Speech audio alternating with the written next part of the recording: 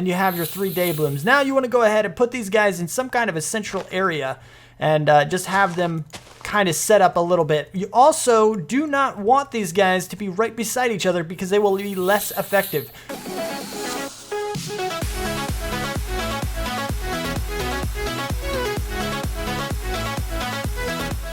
What's up, people? I'm Xogue, and welcome to the step-by-step tutorial for Botania. Getting started. Now, before we actually get started, I do want to have a short little intro for you. If you do like the video, please do hit that like button. It helps me out so much. You have no idea. Also, I have links in the description for everything, including my current series on FTB, Infinity Evolved Expert Mode Skyblock. Long title, I know. Twitter, Patreon, all those kind of good things. So if you want to, you want more, you want my videos sent to you, all that good stuff, support me. There's stuff down there. So go check them out. If you are playing on a Skyblock map or any map in which you don't have ready access to naturally generated grass, then it could be hard to find the mystical petals that you need from these flowers because they won't naturally spawn in your world. So what you got to do is you got to get yourself some bone meal and bone meal some grass. Once you do, you're going to find dandelions and you're going to find poppies. And after you get those guys, what you can do is you can turn them into the dye. And depending on how many you need, you can set these guys up in a way to get yourself some floral fertilizer. What floral fertilizer does is that it's basically the way to get mystical flowers without having them naturally generated. You can pop them right down just like so, and you get your mystical flowers. So if you are playing in a map like that, that is how you will get the petals that I'm about to tell you you need.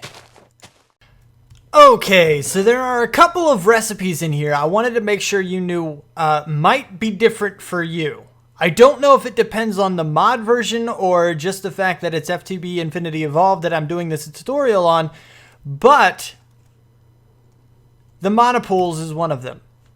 Now, in this pack that I'm doing right now, the monopool, you can get the regular one by using full blocks. But I do remember in the past that the full blocks used to give you a diluted monopool. So if you get a diluted monopool by using this recipe right here instead of the regular one, then you need to make 2 of them.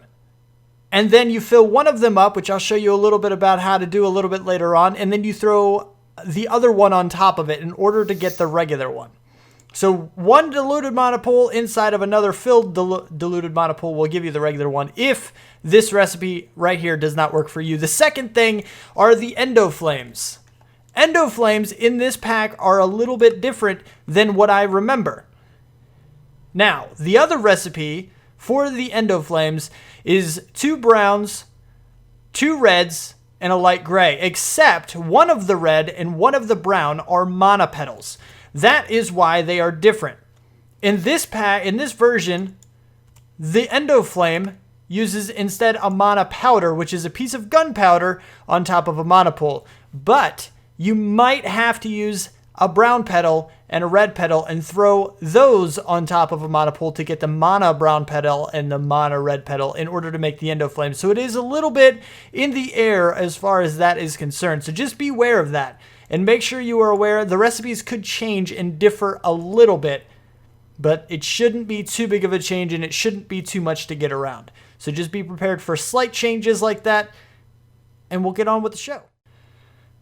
So, according to the mod pack that I am using, this is your resource list. This includes the endoflames needing gunpowder instead of a second set of mystical red petals, and it says that I can get a regular monopool with just 5 full blocks of living rock.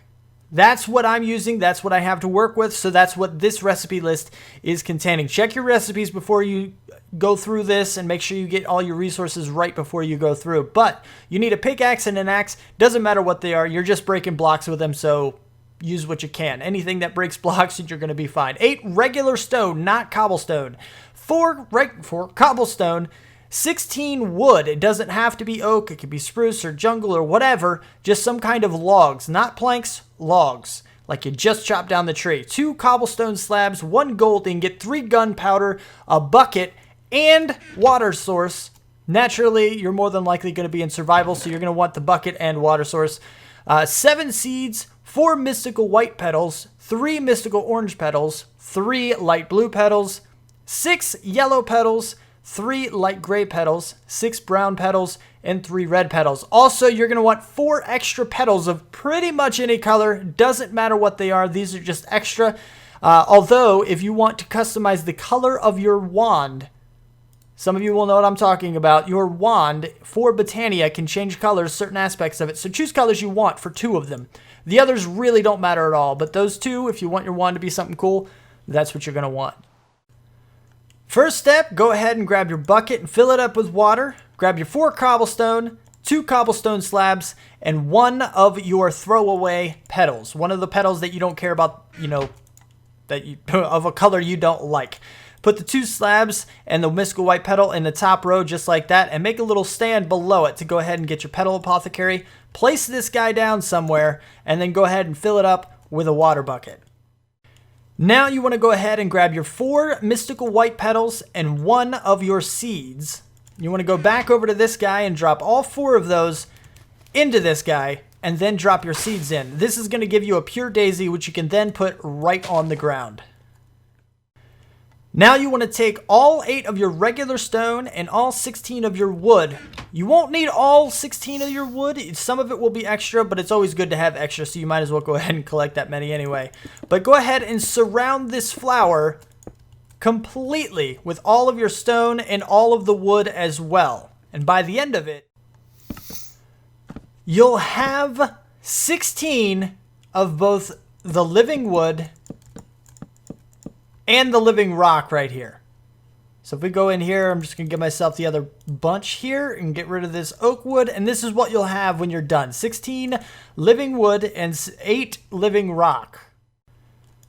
Now you want to go ahead and take 6 living wood, 5 living rock, and your 2 petals. Now these are used for the wand, so you want to make sure these are the ones that are a specific color if you want your wand to look cool. Let's go ahead and split the living wood up there to give yourself 1, 2, and 3 living wood twigs, and put those petals up there in those slots to give yourself the wand of the forest. The petals you use will change the colors of these petals right here on this thing, so it is kind of cool if you do want to change the color of that. But go ahead and take your living rock and put this in that pattern right there in the crafting grid, and that will give you a regular old mana pool. Now you want to go ahead and take out your 6 yellow petals, your 3 light blue petals, your 3 orange petals, and 3 of your seeds. Go ahead and get 3 buckets. If you do have 3 buckets available, go ahead and grab 3 buckets of water. If not, just be close enough to a water source so you can fill this guy up 3 times, because we're making 3 flowers. Now you want to go in here, throw in 2 yellows, 1 light blue, 1 orange, and 1 seed. And you want to do this 2 more times. Now you can also right click with an empty hand in the version that I'm using to go ahead and repopulate this thing with the previous recipe and just throw on 1 more seed. So once you fill it up with water, empty hand, right click, seed, toss, and you have your 3 dayblooms. Now you want to go ahead and put these guys in some kind of a central area and just have them kind of set up a little bit. You also do not want these guys to be right beside each other because they will be less effective. Put them in kind of a checkerboard pattern where these slots directly adjacent to them are empty, void of anything, so that way they do actually produce as much as you possibly can.